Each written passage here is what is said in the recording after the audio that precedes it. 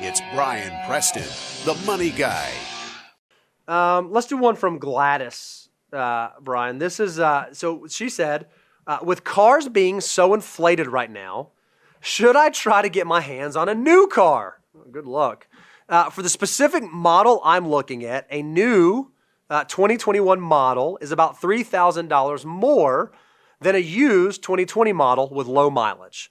So the premium for buying a new car seems relatively small relative to what a used car could be bought for. So if that's the case, should that influence my decision? Because, you know, people hear all the time, oh, don't ever buy a new car, only buy a used car. It's going to depreciate in the first few years. Make sure you buy a used one. Make sure you buy a used one. Is it true that used cars always depreciate? And is it true that used cars are always a better deal than buying a new car?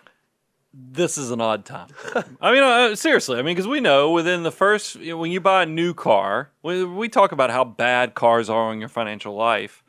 Because we know within the first 4 to 5 years, you're going to lose 50% of the money you put into that car through just straight up depreciation. Plus, you know you're going to have to pay for insurance, and the nicer your car is, the newer your car is, the higher the insurance is.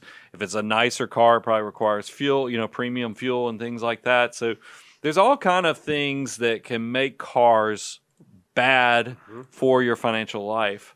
We're in a unique time right now because even though the Federal Reserve says it's transient or it's going to not be here long, inflation is everywhere. We're seeing this with supply chain issues. We're seeing it with the prices of cars. We're seeing it with building supplies.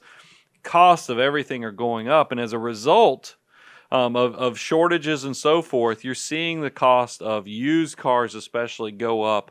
New cars are very scarce to get right now. Inventory is very low. They're backed up because of all kind of issues.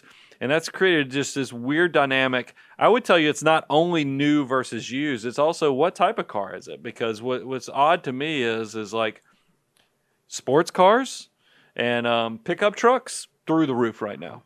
But minivans, they haven't gone up as much. They've gone up some, but they haven't gone up a ton. So that, so I would not only compare it to new versus used, I'd look at what type of car am I looking at.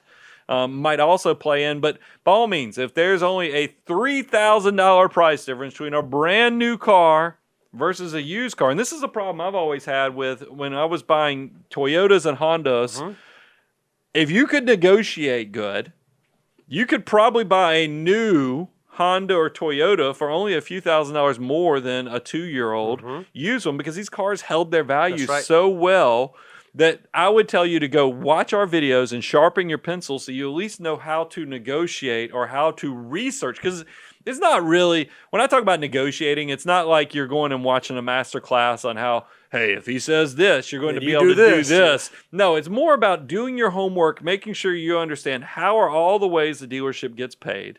What is the actual true cost of this vehicle to the dealer, and what's a reasonable way, and what's the resources that will let me know what other people in my area are paying so that you can hone in on what's a good price. And that's what we've covered that on the previous shows. Go check it out, and I think that will help you make the right decision, Gladys.